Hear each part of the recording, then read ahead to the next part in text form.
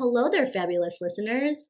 Welcome back to another episode of the Mom Bitch Podcast. I am your host, Celia Bogarelli, and today we are going to dive into the highs and lows, the ins and outs, and all of the things that will shape my 2024. I'm calling it the Mom Bitch List. But before we dive into my personal ins and outs, let's kick things off with a snarky take on dry January. And this is just my opinion, okay? So if you are doing dry January, I understand we're midway through January. Do not feel judged. I just cannot get behind it. And for me, it's like, when did we start making decisions based on a trendy calendar month? Like, who needs a whole month pretending we're on some sort of like virtue quest? We're adults. We're not toddlers being potty trained. And for me, the clinking of a wine glass actually brings me joy. And I love to cheers wine to the milestones in my life, whether it's small or large. And for me, January, I've already started the year off so fantastic with launching Mom Bitch Podcast, my website, the journal on Amazon. Like, I can't imagine like not doing something to make me happy just because someone somewhere told me so. I do think, though, that it's like a bigger issue at large when it comes to binging. Like, I feel like in the US, we binge TV, we binge technology, we binge food, we binge alcohol. Why are we not talking about like the art of balance, the art of moderation? If you go to anywhere else in the world, we'll just take wine or cocktails, for example. It's just an addition to. It's done with grace. It's not done to have like a PhD in hangover avoidance. And so I really want us to ask ourselves, and it might not be just directly associated with dry January, but really anything. Like, the decisions that you're making, are you making them based on you as an individual, or are you making these decisions based off of something that you see online that seems trendy? I really think as parents and working parents and role models, we need to ask ourselves those questions because we are responsible for our own lives, but we're also responsible for our happiness. So with that said, I'm going to cheers in January, okay? I'm going to cheers to adulting, sort of. Now, I want to buckle up because we are going to dive into the 2024 Mom Bitch List. I do have a quick disclaimer though, okay? This is my Mom Bitch list. This is not my entire priority list. Obviously, my top priorities are my family and work, but I want to dive into the fabulous ins and outs that are going to shape my 24. And I really want you to think of yourself as a compass for your year. Write down your in and out list. It doesn't have to be crazy. Maybe it's just jotting down 1 to 5 things that are no longer serving you and 1 to 5 things that you want to focus more on. But do it for yourself. After doing this exercise, I'm actually even more amped than I was going into the year. So I'm really excited to kick things off.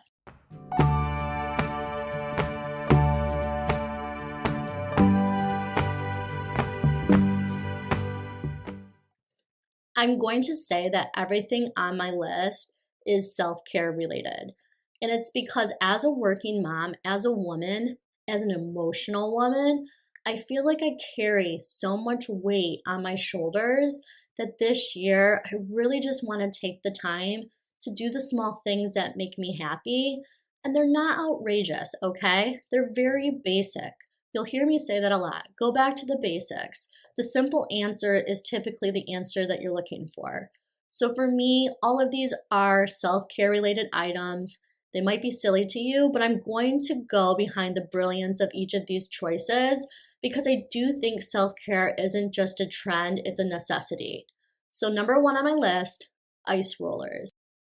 Ice roller? Like, seriously?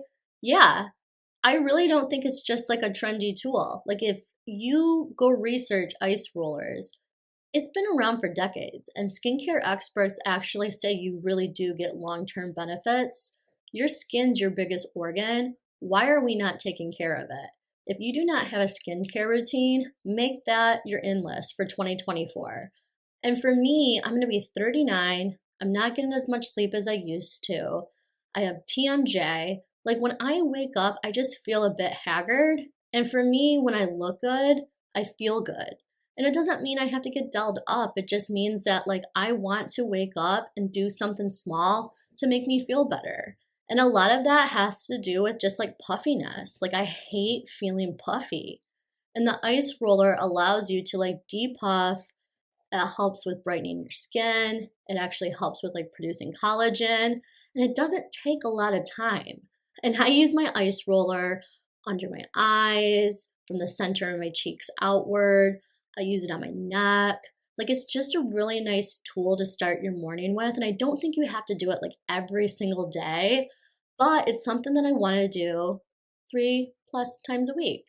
The next thing on my list is lymphatic drainage. And I just have to start off by saying that I looked at my insurance and I actually found that my insurance covers massage. I had no idea. So maybe that's something to look into, but I fully intend to take advantage of that. And as I was looking up massage therapy, because I'm really big on going to like chiropractic therapy, I realized like obviously we know our bodies tend to be made of primary fluid. I didn't realize that a lot of the tenderness that we feel is because fluids are just sitting in our tissues and they're not well distributed throughout our body. So that lymphatic drainage actually has a very big benefit towards your cardiovascular system and more importantly, your immunity. So that's something that I really want to take advantage of this year. Number 3 on my list, saunas. Okay. I just invested in an infrared sauna, a 1-person full wood sauna. And at first, I think my husband thought I was absolutely crazy. But I did a lot of research on saunas. And what I found is you don't have to go to the extreme with them. Like a lot of times when you think of a sauna, you're thinking of like 140 to 180 degrees. You have to do extreme detox. You're trying to lose weight. You're trying to excessively sweat. That's literally not the case. There's temperatures between 80 and 100 that just makes you feel like you're sitting outside in Florida on vacation. And what's really exciting is not only is it more like a relaxed type therapy, muscle reducing, stress reducing, but there's light therapy in my sauna. And I didn't realize as we talk about colors all of the time that it actually impacts your immunity. Like the different colors can treat acne, it can help prevent aging, it can help with eczema, it can help with a mood booster, with sleeping, like all of these different things. And so I'm really excited to go on this journey because I really do think it's going to have a bigger impact. I will say this, I've been going to the chiropractor for a while now since Laken, and every single time she's had to work on me, she's had to manually adjust my pelvic bone. And this last time she said she didn't have to. And I've been doing a lot more of like the sauna slash stretching. And it really made me feel good. Like, okay, the choices that I'm making are getting me on the right path so that I have more sustainability in the way I feel. And I don't have to go to the chiropractor every other week to feel good. So basically, everything that I just talked about, ice rollers, lymphatic drainage, saunas, like those are going to be like my holy trinity of like relaxation and revitalization. And the light therapy, it's basically like my mood boost in a box. Another thing on my list, baths, it is the sanctuary of serenity. Sourdough, it's not just bread, it's a lifestyle. And I can actually digest it. Like I'm actually being able to eat carbs without having a bellyache. I'm not gaining weight. It's fermented. Like it's amazing. Another item on my list, cozy everything. Like obviously comfort is the ultimate luxury within reason. I've never been one to wear like sweatpants suits. I really love to get ready every single day. Like you'll find me just chilling in jeans and like a top and I do my makeup every single day because I just want to feel good. But I'm going to start like letting go a bit. Like I don't have to get done up every single day. There's nothing wrong with wearing a sweatshirt. I started to kind of incorporate like dressing down a bit more. And it's actually nice to not always care about what you look like when you're going out and about and just be comfortable in your own skin. A huge one for me, though, that I hope everyone listens to is breakfast. Breakfast is like the unsung hero of the day. I never used to eat breakfast until I got pregnant. And then even after being pregnant with Lakin, I continued to eat breakfast. And I'm not a big breakfast eater. For me, if you've ever seen the perfect bars, they stay in the fridge because they're clean. It's superfoods. They're perfect for me. I grab one of those every single day, start my day with that, maybe a couple sips of orange juice. I drink lots of water, but it's been honestly so sustaining for me that I don't snack as much as I used to. Like I can make it to like 12:30, 1 p.m. without feeling like I need to eat the whole fridge, and it's been really beneficial for me. The last couple here, maybe it's cliche, I really don't care. Kindness, it's not just a virtue. It really is a superpower. I want to be surrounded by kindness. I want to portray kindness. I want to work on my kindness. Not only that, but the last thing on my list for ins is faith and values. Really, honestly, when I got diagnosed with panic disorder, the first thing I turned to was my faith. And I started to go back to church. And I don't think you necessarily have to walk through church doors to get there. But for me, it's been a compass and it's been guiding me through my life since having a baby. And it's been nothing but spectacular.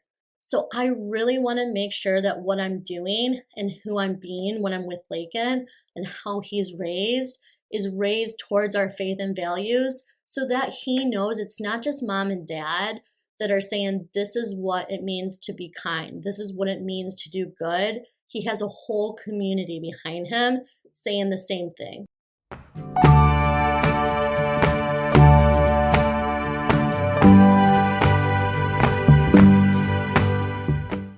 All right, now on to the outs.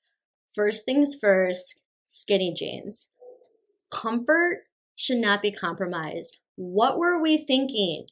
Skinny jeans, I used to think were like the best. I used to make fun of the whole Gen X, Gen Z baggy jean era. I am so for the baggy jean era. They are so comfortable.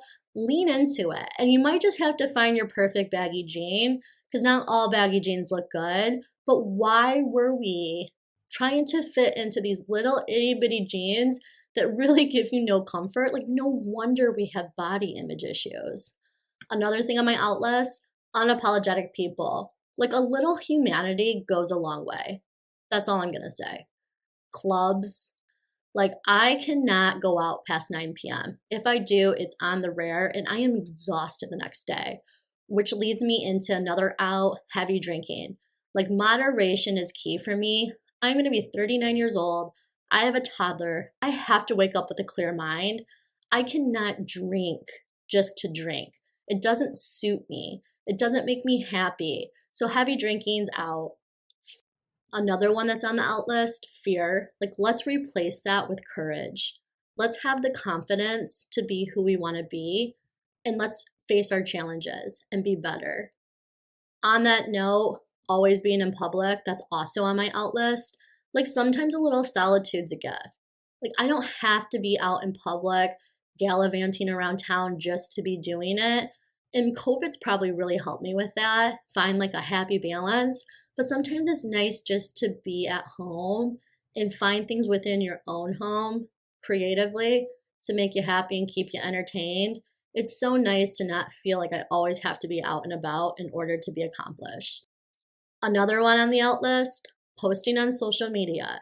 And I know if this sounds hypocritical because I do post for the Mom Bitch podcast and I do post on my personal account, but I'm not sitting there wondering if I'm going to get likes or comments or views. Like, I really do want to be a resource and connect people to information. But outside of that, I'm living in the moment. I am not worried about what's happening online. I'm worried about what's happening right in front of me. And last but not least, it's a really big pet peeve, littering. Like, if you're littering in 2024, get out. It's just not cool, okay?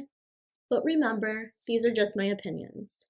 I do have to say though, it is 2024. It is an important year.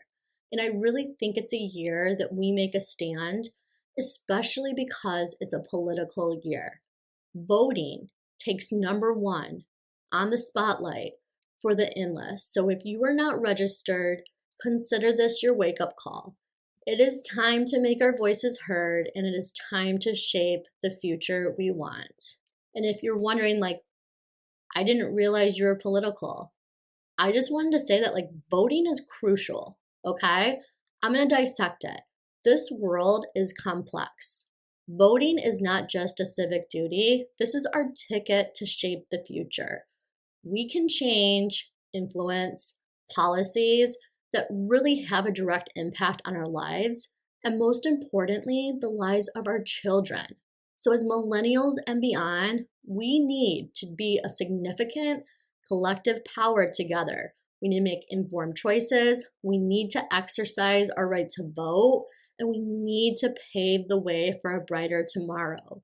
So please, please, please take the time, vote, be educated. This is our year.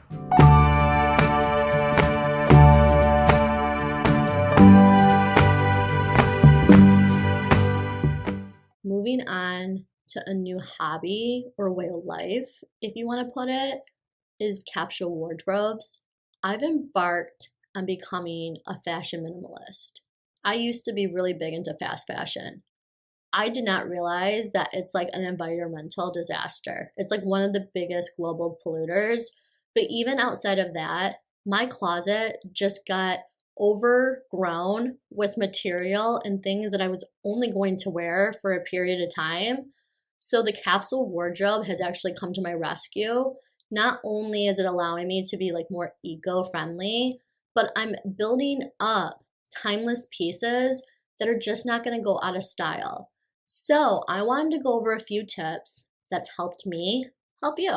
Number one, when I started to build a capsule wardrobe, is like it really helped me identify like my signature style, like my native style, my basic style. And it's really helped me hone in on the colors that I love and the colors I look good on before I would just buy anything under the sun. If I saw it in a magazine, if I saw it on a celebrity, I thought it was cool, I would buy it. I have like a neon green Juicy Couture velour pantsuit. There's no reason a 38-year-old mom, elder millennial, should be wearing that in 2024, but I have it. Like, what is wrong with you, Celia? So I've really found my identity through the capsule wardrobe. It's also helped me declutter. Like, I never realized how much crap I have, and all of that stuff just sitting there could actually be used by someone that needs it or wants it. So I was able to do a lot of declutter because I'm only keeping the essentials. And a big thing with the essentials is I'm investing in quality pieces. Like, I want to make sure they're versatile. I want them to be timeless. I want to be able to mix and match them. And it's just a lot more mindful. Like, I feel like I've become more intentional when it comes to shopping, and not just like looking at sustainability or sustainable brands, but really just being intentional in like what I'm spending my money on. Especially now that I'm a mom, I need to prioritize Lakin, and he's growing like a twig. So yeah, so those are really just like some tips, and it's helped me like curate my capsule wardrobe. I've honestly like enjoyed it. Like, now that I'm entering into like the mom era, I feel like I've simplified my fashion choices and I'm just being more sustainable and mindful. And that's kind of like the way of living I want to continue. So yeah, before we wrap up this insightful journey of my in and out list of 2024, my capsule wardrobe, all of the important things, obviously, I just have to put out a quick reminder. Episode 4 spills all of the deets on the Mom Bitch Journal, on the Mom Bitch Method. And that is now available on Amazon. And I want to just make a note, journaling isn't a time enemy, okay? It is a friend, it's a confidant. And sometimes your personal therapist when you just don't have the money to talk to someone. But it's really been a great tool for me. And I really want you to learn what I've learned over the course of the last year and a half. So please tune into episode 4. I also am very excited because the Mom Bitch Compact Mini, which is a 9x6, is on review with Amazon and soon to be able to be purchased. But the 8x10 book is available now. I really think you're going to enjoy it. You can also see previews of what's inside of the book. So make sure you check that out because I want to make sure that before anyone purchases anything, they understand what they're purchasing. But on that note, I wanted to leave with a little nugget to warm your hearts. I'm really into starting and ending my day with a hug from my sidekick, Lakin. Lakin has been my secret weapon. And I just want to let all of the moms out there know that mom hugs, they are the glue that hold us all together. You are incredible moms. You are the real MVPs. So I just want to leave you with that sweet note. Hug your kids, hug your husband, hug your family. You are the bond, okay? So until next time, fabulous listeners, stay momtastic.